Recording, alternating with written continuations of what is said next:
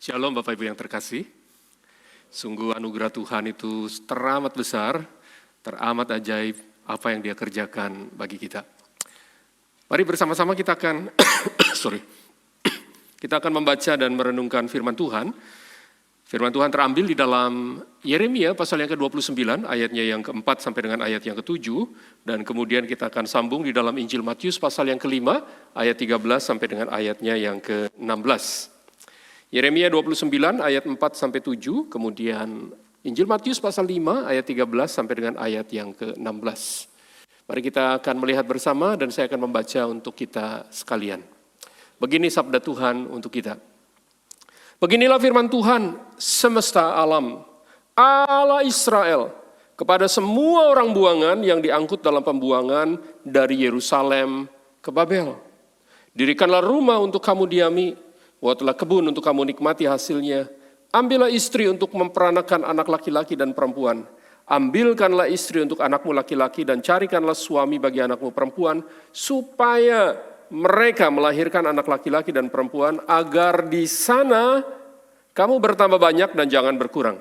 Usahakanlah kesejahteraan kota kemana aku buang. Dan berdoalah untuk kota itu kepada Tuhan. Sebab kesejahteraannya adalah kesejahteraanmu. Mari kita sambung di dalam Injil Matius pasal yang ke-5, ayat yang ke-13 sampai ayat yang ke-16. Ayat-ayat yang mungkin cukup kita kenal dengan baik ya. Begini sabda Tuhan, kamu adalah garam dunia. Jika garam itu menjadi tawar, dengan apakah dia diasinkan? Tidak ada lagi gunanya selain dibuang dan diinjak orang. Kamu adalah terang dunia, kota yang terletak di atas gunung tidak mungkin tersembunyi, kata Tuhan ya. Lagi pula orang tidak menyalakan pelita lalu meletakkannya di bawah gantang, melainkan di atas kaki dian sehingga menerangi semua orang dalam rumah itu. Sampai di sini kita membaca kebenaran sabda Tuhan yang berbahagialah kita yang bukan hanya membaca dan mendengar, tapi yang menyimpan dan melakukan di dalam kehidupan kita sehari-hari. Bapak Ibu yang terkasih, ada seorang anak yang berkata seperti ini, pada saat itu katanya, saya spontan menaiki tiang bendera karena saya akan merasa bersalah jika bendera merah putih tidak berkibar.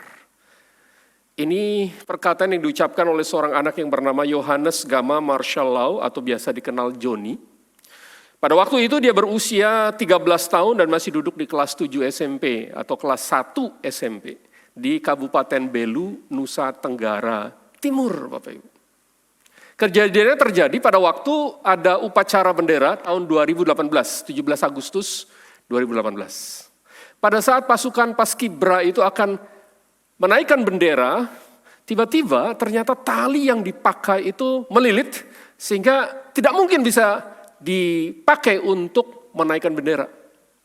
Maka Johnny spontan, dia segera keluar dari barisannya, lari dengan cepat, kemudian mendekati tiang bendera yang tingginya 20 meter, lalu kemudian dia segera naik dengan begitu cepat dan cekatan, lalu kemudian dia membereskan tali yang ada di atas, lalu kemudian dia turun. Nah, ada orang yang sempat membuat video, lalu diunggah di YouTube. Dan Bapak Ibu kemudian tayangan itu sudah ditonton lebih dari 1 juta viewers gitu ya. Dan oleh karena apa yang dia lakukan itu, dia sampai dipanggil menghadap Mendikbud, Bapak Nadiem Makarim. Lalu kemudian juga sampai diundang ke istana, ketemu sama Bapak Presiden. Dan diberi penghargaan, apresiasi yang luar biasa. Waktu saya melihat ini, saya berpikir, anak ini luar biasa ya. Dia punya rasa cinta yang besar terhadap bangsa ini. Dan kemudian dia melakukan hal yang spektakuler kayak gitu. Lalu saya berpikir, kalau saya mungkin gak bisa Bapak Ibu. Boro-boro naik 20 meter ya. Naik 2 meter aja saya sudah deg-degan gitu Bapak Ibu ya. Saya takut ketinggian. Boro-boro 20 meter. Lalu kemudian saya berpikir begini. Apa yang harus kita kerjakan dong? Sebagai warga bangsa. Sebagai orang-orang yang dipanggil. Sebagai orang-orang yang dimenangkan oleh Kristus. Dan kita ada di negara ini. Apa yang harus kita lakukan Bapak Ibu?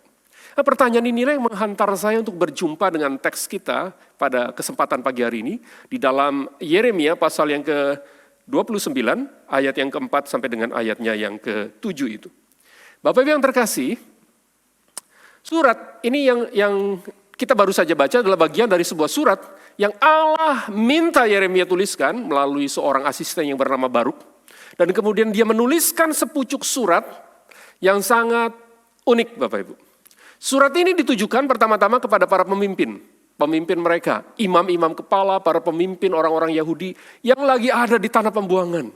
Ya, hari itu mereka ada di tanah yang jauh dari tempat kelahiran mereka. Di tanah pembuangan, di tanah Babilonia. Kenapa mereka ada di sana? Karena satu alasan. Allah sedang mendisiplinkan mereka, lantaran orang-orang Israel hari itu mereka berubah setia, tidak lagi menyembah Tuhan. Mereka kemudian malah berbalik dari Tuhan. Oh Bapak Ibu, itulah yang membuat hati Tuhan sakit dan kemudian Tuhan memberikan sebuah disiplin yang sangat keras kepada mereka. Mereka dikalahkan oleh bangsa Babilonia dan kemudian orang-orang yang ada termasuk anak-anak muda, kita kenal misalkan Daniel, Sadrak, Mesak, Abednego. Anak-anak muda yang sangat potensial itu diangkut, dibawa ke tanah pembuangan dan mereka dipekerjakan di sana. Tapi surat ini bukan hanya ditujukan kepada para pemimpin yang hari itu ada di tanah pembuangan. Surat ini juga ditujukan kepada semua orang Yahudi yang lagi ada di sana. Di tempat yang asing, dengan budaya yang berbeda, dengan situasi yang berbeda. Kepada mereka lah Yeremia menuliskan bagian ini supaya mereka pahami. Oh Bapak Ibu, kalau saya berpikir dan saya mencoba mendudukkan diri saya sebagai orang-orang Yahudi hari itu, barangkali saya berpikir begini, Yeremia harusnya kamu nulis gini dong. Kamu di tanah pembuangan itu gak terlalu lama kok. Bukankah itu yang Yeremia singgung kalau Anda baca di pasal 29? Ada orang-orang nabi-nabi palsu yang mengatakan kamu gak akan lama di sana kok. Karena itu udah gak usah lakukan apa-apa. Jangan bersikap kooperatif. Jangan membantu musuhmu. Bukankah bangsa Babel adalah bangsa yang telah mengalahkan engkau? Bangsa yang bukan hanya mengalahkan tetapi juga menjajah. Bukan hanya menjajah tetapi juga membuat hidupmu susah. Jauh dari tanah pembuangan, jauh dari tanah kelahiran mereka ke tempat pembuangan. Oh harusnya seperti itu. Tapi ternyata apa yang Tuhan sampaikan itu jauh berbeda. Mereka diharuskan melakukan sesuatu yang tidak biasa. Apa itu Bapak Ibu? Mari kita coba simak bersama-sama apa yang Yeremia tulis dalam sepenggal ayat-ayat ini. Ayat 4 sampai dengan ayat yang ke-7. Tapi kita mulai dari ayat yang kelimanya ya. Ayat yang kelima berkata, dirikanlah rumah untuk kamu diami, buatlah kebun untuk kamu nikmati hasilnya. Ambillah istri untuk memperanakan anak laki-laki dan perempuan. Ambilkanlah istri bagi anakmu laki-laki dan carikanlah suami bagi anakmu perempuan, supaya mereka melahirkan anak laki-laki dan perempuan agar di sana kamu bertambah banyak dan jangan berkurang. Bapak Ibu, Yeremia menuliskan kepada mereka supaya mendirikan rumah. Nah perkataan mendirikan rumah itu bukan hanya sekedar bahwa mereka harus membangun sebuah perumahan, real estate gitu ya. Kemudian membangun sebuah rumah, 2 rumah untuk mereka tinggali saja. Tapi mendirikan rumah itu berarti mereka juga harus memperhatikan kalau bahasa modernnya infrastrukturnya ya. Ada jalan yang baik, ada drainase yang baik, ada air yang baik dan seterusnya. Supaya apa? Supaya mereka bisa tinggal di sana dengan baik. Oh Bapak Ibu, bagi saya ini bukan hal yang gampang. Ingat sekali lagi, mereka ada di tanah yang asing. Bangsa yang telah menjajah mereka. Bangsa yang telah membuat mereka susah. Tetapi Allah memerintahkan mereka supaya mendirikan rumah, mengusahakan segala-galanya. Kemudian setelah itu mereka diharuskan untuk menikah di sana, memiliki keluarga, membangun keluarga. Ini juga bukan hal yang gampang. Bagi orang Israel, hari itu, mereka itu biasanya tidak mau bergaul dengan bangsa-bangsa yang tidak mengenal Tuhan. Orang-orang yang tidak percaya pada Tuhan. Mereka berpikir kami ini umat pilihan. Karena kami umat pilihan, maka kami itu berbeda dengan bangsa lain. Tetapi di sini Allah minta supaya mereka melakukan hal itu. Berumah tangga, berkeluarga. Dan kemudian dalam bagian berikutnya, Yeremia mengatakan berdoalah. Oh Bapak Ibu, kalau kita berdoa untuk orang-orang yang baik, orang-orang yang mengasihi kita, orang-orang yang memberikan kepada kita segala kebaikan yang kita butuhkan. Rasanya gampang ya. Nggak usah disuruh pun kita bisa berdoa untuk mereka. Tapi kemudian Tuhan berkata berdoalah untuk mereka. Oh Bapak Ibu, berdoalah untuk kota itu. Bagi orang Israel hari itu berdoa untuk kota itu dalam anggapan pertamanya adalah berdoa untuk Yerusalem. Sebuah kota yang mereka rindukan. Tapi Tuhan tidak berkata untuk Yerusalem. Berdoalah untuk kota itu di mana engkau kaku buang, kata Allah. Dan bukan hanya berdoa, tetapi juga Allah mengatakan, usahakanlah kesejahteraan. Kata kesejahteraan ini dipakai kata shalom, sebuah kata yang sangat populer di telinga kita sebagai orang Kristen ya. Kalau ketemu orang kan nyapanya shalom gitu ya. Oh Bapak Ibu, shalom itu berarti kondisi yang baik, harmonis, kondisi yang sangat menyenangkan, kondisi yang betul-betul menggambarkan sebuah kesejahteraan. Tapi kali ini Allah mengatakan, usahakanlah kesejahteraan bukan untuk kamu saja, tapi untuk kota itu. Untuk tempat di mana mereka dibuang, untuk tempat di mana mereka ada di sana sebagai pendatang dan sebagai orang-orang yang terbuang di situ. Bapak Ibu, saya tidak habis mengerti gitu ya. Kenapa justru hal-hal seperti ini yang Allah mau sampaikan? Allah bisa saja menyuruh Yeremia menulis yang lain, tapi tidak. Bahkan di dalam ayat yang 11, kalau Anda baca, ini satu ayat yang terkenal juga. Tuhan mengatakan, aku itu punya rancangan-rancangan yang penuh dengan damai sejahtera untuk kamu. Bukan rancangan kecelakaan. Rancangan yang mendatangkan masa depan yang penuh dengan harapan. Masa depan yang penuh harapan bukan di tanah Israel, tapi di situ. Rancangan yang baik yang Allah berikan adalah rancangan untuk mereka menjadi berkat bagi orang-orang di sekitarnya. Bapak Ibu, hal yang menarik yang waktu saya lihat adalah Allah meminta mereka untuk menunjukkan kebaikan hati, mengusahakan shalom, supaya apa? Supaya orang-orang yang hari itu tidak mengenal Tuhan, mereka boleh percaya kepada Allah. Melalui siapa? Melalui orang-orang yang disebut sebagai anak-anak Allah, orang-orang yang memanggil diri sebagai umat pilihan, mereka yang hari itu ada di tanah pembuangan. Justru Allah meminta mereka bahwa disitulah kamu harus menunjukkan jati dirimu, menunjukkan siapa Tuhanmu, dan kemudian mengusahakan yang terbaik bagi di mana kamu tinggal. Jadi Bapak Ibu yang terkasih, saya melihatnya adalah bahwa hal pertama yang Allah mau katakan kepada mereka adalah hal-hal yang bagi saya sangat-sangat menarik. Apa sih kaitannya dengan kita yang hidup pada hari ini? Apakah firman Tuhan ini juga masih berlaku untuk kita? Ya, saya percaya. Ayat-ayat yang dituliskan oleh Yeremia ini juga berlaku untuk kita yang ada di sini hari ini. Kita yang hari ini dipanggil oleh Tuhan. Kita yang hari ini percaya kepada Kristus. Kita yang hari ini disebut sebagai anak-anak Allah. Oh Bapak Ibu, pada saat kita percaya pada Tuhan, sesungguhnya kita punya dui kewarganegaraan. Bapak Ibu, ada beberapa negara yang punya kebijakan seseorang boleh memiliki beberapa warga negara. Salah satunya negara Swedia. Bapak Ibu, Swedia ini bukan hanya terkenal kalau di Surabaya ada IKEA gitu ya. Di Jakarta juga ada. Tapi juga terkenal karena dia memberikan keleluasaan bagi setiap warganya untuk memiliki dui warga negara. Indonesia tidak, sayangnya tidak gitu ya. Waktu saya memikirkan ini, bukankah saya percaya satu hal ini, pada waktu kita dipanggil, kita diselamatkan, Kolose pasal 1 itu mengatakan bahwa kita dipindahkan dari kegelapan kepada kerajaan anaknya yang kekasih. Ada sebuah perubahan posisi, ada sebuah pertukaran status dari orang-orang berdosa menjadi anak-anak Allah. Nah Bapak Ibu yang terkasih, disitulah kita menjadi anak-anak Tuhan. Kita punya dua warga negara ya Bapak Ibu ya. Pertama WNI, warga negara Indonesia. Yang kedua WNA Bapak Ibu. Lupa Pak WNA? Iya, warga negara Allah Bapak Ibu ya. Kita punya hal itu.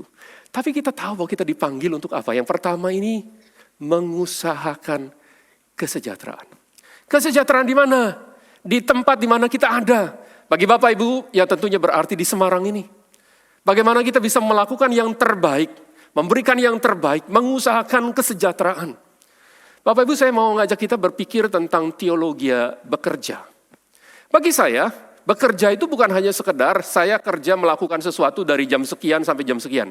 Dari pagi sampai sore. Bekerja bukan saja berarti saya sudah kuliah cukup lama sampai dapat gelar S1. Kemudian setelah itu saya kerja sesuai dengan bidang yang saya minati. Bekerja juga bukan hanya sekedar mengupayakan sesuatu, menghasilkan sebuah produk atau jasa dan kemudian kita menjual. Bukan hanya sekedar cari cuan. Bukan hanya sekedar itu Bapak Ibu. Karena di dalam pandangan Kristiani, bekerja itu bukan hanya sekedar itu. Bekerja itu berarti kita memberikan hidup kita, kemampuan kita untuk yang terbaik. Dalam bahasa Yeremia, kita sedang mengusahakan supaya melalui apa yang kita lakukan itu membawa manfaat, memberikan kesejahteraan. Jadi kalau kita sebagai dokter, maka bekerjalah supaya apa yang kita lakukan itu memberi manfaat besar. Kalau kita buka toko, maka usahakanlah supaya apa yang kita lakukan di sana juga memberi manfaat bagi orang lain. Apapun bidang pekerjaan kita, ingat baik-baik kita diminta oleh Tuhan untuk menghadirkan shalom itu. Antara di mimbar dan di pasar, semuanya sama sebangun. Bukan hanya di gereja kita menjadi orang yang baik, lalu di luar berubah, Bapak Ibu. Tidak, Tuhan tidak menghendaki hidup yang seperti itu. Apa yang kita lakukan di gereja, apa yang kita pahami tentang Tuhan, apa yang kita imani tentang Kristus, itu harus terwujud di dalam kehidupan kita sehari-hari. Dan dalam hal ini kita perlu mengingat baik-baik. Kita dipanggil untuk mengusahakan kesejahteraan itu. Lalu yang kedua Bapak Ibu, kita diminta untuk berdoa. Berdoa bagi apa Pak? Bagi bangsa ini. Bapak Ibu yang terkasih, saya yakin negara dan bangsa ini membutuhkan doa bagi kita. Dari kita orang-orang percaya. Doa yang perlu kita bawa dalam doa syafaat kita. Karena itu setiap kali, setiap minggu, pada waktu berdoa syafaat, saya percaya gereja kita ini selalu berdoa untuk bangsa kita kok. Apalagi sekarang sedang memasuki masa-masa yang tidak mudah ya. Ini tahun politik katanya ya. Sebentar lagi kita akan memasuki masa pemilihan umum. Oh Bapak Ibu, di WA grup saya itu sudah rame gitu ya. Ada orang yang kemudian saling serang satu sama lain, pendukung yang nomor 1, nomor 2, nomor 3 gitu ya. Masing-masing itu punya argumen sendiri-sendiri dan sangat-sangat keras kadang-kadang. Saya berkata, loh, kok jadi begini ya? Jangan. Kita perlu berdoa. Memang sebagai warga negara kita diminta untuk melakukan yang terbaik. Berdoa bagi bangsa ini. Bapak Ibu, apa yang kita bisa doakan? Ada beberapa hal. Bagi saya sangat menarik adalah Indonesia, Bapak Ibu, ini saya ambil datanya dari Project Yosua ya Bapak Ibu ya. Indonesia itu memiliki beragam ratusan suku bangsa. Tidak ada negara di dunia ini yang seperti negara kita. Ada 787 suku bangsa. Suku bangsa ya Bapak Ibu ya. Yang tersebar mulai dari ujung barat sampai ujung timur. Mulai dari Aceh sampai ke Papua. Mulai dari Rote sampai ke Miangas. Bapak Ibu, negara kita itu negara yang sangat kaya. Saya sudah pernah sampai ke Aceh. Saya pernah sampai ke Papua juga. Luar biasa Bapak Ibu. Tapi tahukah kita, dari 787 suku bangsa itu, ada sekitar 240 suku yang belum terjangkau oleh Injil. Mereka belum mengenal tentang Tuhan. Mereka belum percaya kepada Tuhan. Ini yang disebut dengan STA, suku yang terabaikan. Orang Kristennya mungkin kurang dari 1%. Belum ada gereja suku yang melayani mereka. Belum ada Injil dalam bahasa mereka. Bapak Ibu, ini yang perlu kita doakan. Supaya Injil itu boleh terus tersebar. Saya sangat bersyukur kalau gereja kita ini adalah gereja yang sangat-sangat mementingkan misi juga. Dan saya sangat bersuka cita mendengar hal itu. Tapi Bapak Ibu, mari kita mulai berdoa. Mari kita mulai berlutut di hadapan Tuhan. Kita berdoa untuk supaya banyak orang yang belum kenal Tuhan mengenal Kristus. Banyak orang yang hidup di dalam kegelapan boleh mendapatkan terang Tuhan yang ajaib. Hati saya sangat tergetar Bapak Ibu. Tahun lalu di bulan Agustus saya berjumpa dengan satu rombongan anak muda dari kota-kota besar, dari Bandung, dari Jakarta, ketemu di Surabaya. Dan mereka kemudian sedang mengikuti satu proyek misi. Saya tanya sama mereka, kamu dari mana? Dari lulusan mana? Oh ternyata mereka dari lulusan universitas-universitas yang sangat bagus. ITB, UI, dan beberapa universitas swasta yang juga sangat terkenal. Dan saya tanya sama mereka, kamu lakukan apa? Mereka berkata, Pak, kami gak pernah bisa tenang. Karena itu kami rela untuk menukar masa depan kami dengan menjadi utusan Injil, utusan lintas budaya. Oh Bapak Ibu, melihat wajah mereka, saya menangis.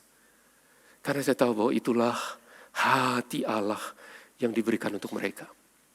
Saya rindu di antara kita juga ada anak-anak muda yang akan menyambut panggilan Tuhan. Yang sungguh-sungguh berdiri untuk berdoa dan melakukan sesuatu bagi bangsa ini. Bapak Ibu yang terkasih, itulah yang Tuhan mau. Itulah artinya mengusahakan kesejahteraan. Itulah artinya membangun rumah. Itulah artinya mereka tinggal di sana. Itulah artinya karena Allah punya rencana yang indah, sebuah rancangan masa depan bagi mereka. Bapak Ibu yang terkasih, kalau kita melihat dalam dunia perjanjian baru, maka ini yang saya perhatikan juga menjadi satu hal yang penting untuk kita coba pahami. Mengusahakan kesejahteraan, menghadirkan shalom, menjadi kesaksian bagi banyak orang. Kalau dalam bahasa perjanjian baru, saya sebut sebagai panggilan orang Kristen. Bapak Ibu, kita menjadi orang percaya bukan hanya sekedar kita percaya lalu kemudian dibaptis, dan setelah itu kita ada dalam lingkungan gereja, setiap minggu beribadah, mendengarkan firman Tuhan, duduk dengan manis, lalu setelah itu pulang dan kembali dalam kehidupan kita sehari-hari. Enggak hanya itu.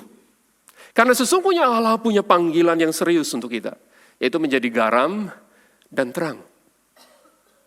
Bapak Ibu, Tuhan Yesus berkata, kamu adalah garam dunia. Tuhan tidak mengatakan kamu akan jadi garam dunia. Tapi Allah mengatakan kamu adalah, identitasnya jelas, kamu adalah garam dunia. Dan kalau garam ini jadi tawar, tidak ada gunanya. Tidak bisa memberikan rasa apa-apa selain dibuang.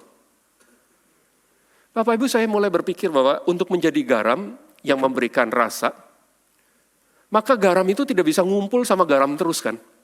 Gak bisa garam itu ditaruh di toples lalu kemudian ditaruh di tempat yang lain dan kita berkata, oke, garam ini sudah berfungsi. Belum.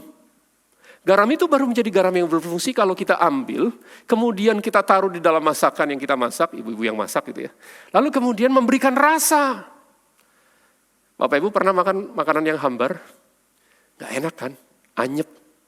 Tapi kalau diberikan garam itu akan membawa rasa yang enak. Begitu juga Tuhan yang mau dalam kehidupan kita. Garam itu harus larut. Garam itu harus hadir di dalam kehidupan bersama-sama dengan yang lain. Baru bisa memberikan rasa. Baru dia bisa berfungsi. Terang juga sama Bapak Ibu. Terang itu tidak menjadi manfaat apa-apa kalau terang itu ditaruh di tempat yang sudah terang. Tidak memberikan manfaat apapun. Terang itu baru menjadi sebuah terang yang berguna kalau dia ditaruh di tempat yang gelap. Tapi kita berpikir, aduh Tuhan, kalau cuma satu saya, apa fungsinya? Jangan lupa, garam tetaplah garam, biarpun hanya sebutir. Pada waktu dia ditaruh bersama-sama dengan yang lain, dia akan memberikan rasa. Terang adalah terang meskipun nyalanya sangat kecil, tapi kalau dia ditaruh di tempat yang gelap, dia akan memberikan terang di sekitarnya, sehingga orang bisa melihatnya. Bapak Ibu, kenapa sih kita harus susah-susah jadi garam dan terang? Kenapa kita harus memikirkan panggilan ini? Bukankah lebih enak kalau kita sudah jadi orang Kristen, duduk di gereja, melakukan semuanya ritual dengan baik, lalu selesai pulang? No, Tuhan mau kita memikirkan ini, kenapa? Karena dalam bagian terakhir dikatakan, demikianlah hendaknya terangmu bercahaya di depan orang. Supaya apa? Supaya mereka melihat perbuatanmu yang baik. Jadi Bapak Ibu, pertama-tama kita harus memberi kesaksian hidup yang baik. Ini loh orang Kristen itu. Ini loh anak-anak Tuhan itu yang hidupnya berbeda. Karena Bapak Ibu, di dalam dunia ini ada banyak orang yang tidak bisa membedakan tangan kanan dengan tangan kiri. Seperti kata Yunus. Tidak bisa mengenal kebenaran. Mereka hidupnya jauh dari Tuhan. Maka jadilah orang Kristen yang sungguh-sungguh memberikan kesaksian hidup yang baik. Tapi tidak berhenti di situ. Karena Tuhan melanjutkan. Dan memuliakan siapa? Bapamu yang di mana? Di sorga. Bapak Ibu, ada sebuah tujuan akhir dari panggilan itu. Yaitu supaya kita memuliakan Bapa kita yang di sorga. Ini panggilan yang tidak bisa ditawar-tawar. Ini jati diri kita untuk menghadirkan shalom itu di tengah-tengah kehidupan kita menjadi garam dan terang bagi dunia ini. Apapun profesi kita, apapun kehidupan kita, ingat baik-baik, Allah memanggil, Allah menyelamatkan, Allah mengubah hidup kita supaya kita boleh menjadi garam dan terang, menghadirkan shalom, membawa kesejahteraan, menghadirkan kasih Tuhan di tengah-tengah kehidupan kita. Pertanyaannya adalah, sudahkah kita melakukannya Bapak Ibu? Saya tahu tidak mudah, berulang kali kita bisa gagal, tapi jangan pernah menyerah. Jangan pernah menyerah untuk terus menjadi garam dan terang. Jangan pernah menyerah untuk terus menghadirkan shalom, meskipun tidak mudah. Karena Allah yang akan menguatkan kita. Allah yang akan menolong kita. Bapak Ibu, saya ingin kita pulang dengan membawa pesan ini Bapak Ibu. Sebuah take home message yang berkata seperti ini. Teruslah berjuang untuk mengusahakan kesejahteraan kota. Teruslah berdoa bagi bangsa. Teruslah menjadi garam dan terang di sepanjang kehidupan kita. Kiranya kita boleh dipanggil oleh Tuhan dan kita menyatakan diri siap untuk menjadi garam dan terang dalam kehidupan kita. Selagi Tuhan masih memberikan kesempatan yang Allah tunjukkan kepada kita.